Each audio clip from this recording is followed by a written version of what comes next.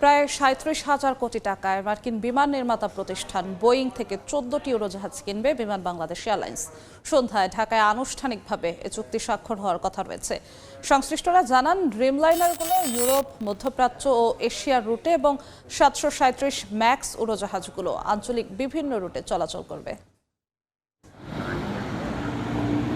মার্কিন বিমান নির্মাতা প্রতিষ্ঠান বোয়িং থেকে ১৪টি উড়োজাহাজ কেনার লক্ষ্যে চূড়ান্ত চুক্তি করতে যাচ্ছে বিমান বাংলাদেশ এয়ারলাইন্স। বৃহস্পতিবার সন্ধ্যায় রাজধানীর ঢাকায় আনুষ্ঠানিকভাবে চুক্তি স্বাক্ষর হওয়ার কথা রয়েছে, যা হবে বিমানের ইতিহাসে বহর সম্প্রসারণের সবচেয়ে বড় সিদ্ধান্ত।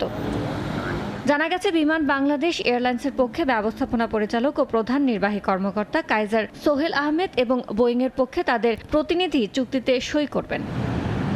চুক্তির আওতায় ৮টি বোয়িং 787-10 ড্রিমলাইনার, ২টি বোয়িং 787-9 ড্রিমলাইনার ও 4টি বোয়িং 737-8 ম্যাক্স কিনবে বিমান বাংলাদেশ। এতে ব্যয় হবে প্রায় ৩৭,০০০ কোটি টাকা। কিস্তিতে অর্থ পরিশোধ করা হবে ১০ থেকে ২০ বছর মেয়াদে।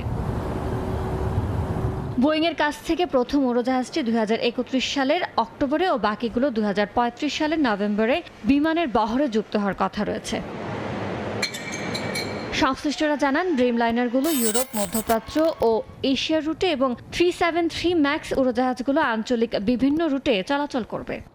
এয়ারক্রাফট লাগবে দুটো রিজনের জন্যই। একটা হলো যে মার্কেট শেয়ার নিতে হবে, নাহলে তো কোনোদিনও গ্রোথ হবে না। From different destinations and then from going on to other different destinations. তো বিমানকে তো সেভাবেই নেটওয়ার্কিংটা করতে হবে। বিমানের এই বড় আকারের ক্রয়াদেশ নিয়ে গত ৩ বছর ধরে বোয়িং ও এয়ারবাসের মধ্যে প্রতিযোগিতা চলছিল। বিগত আওয়ামী লীগ সরকারের সময় 10টি এয়ারবাস কেনার একটি নীতিগত সিদ্ধান্ত নেওয়া হয়েছিল। তবে ২০২৪ সালে গণঅভ্যুত্থানে শেখ হাসিনা সরকারের পতন এবং যুক্তরাষ্ট্রের সঙ্গে বাণিজ্য ব্যবধান কমানোর কৌশলগত চাপে অন্তর্বর্তী সরকার বোয়িংয়ের পক্ষে চূড়ান্ত সিদ্ধান্ত নেয়। ২০৪১ সালের মধ্যে বিমান বাংলাদেশের বহর ৪৭টি উড়োজাহাজে উন্নীত করার পরিকল্পনা রয়েছে। ইয়ানুর শিফাত, সময় সংবাদ, ঢাকা।